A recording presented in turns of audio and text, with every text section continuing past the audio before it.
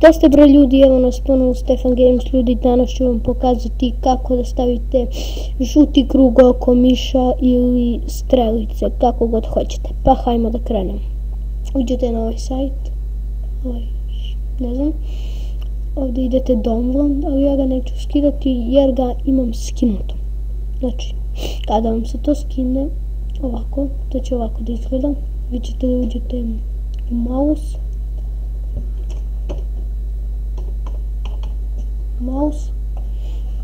i idete ovdje, idete browse i kada ste ga tu bacili vi ćete da ga tražite. Evo, ja sam ga tu stavio, idemo opet i to ovako, idete ok i ovako, to ovako izgleda, vidite, žuti krug.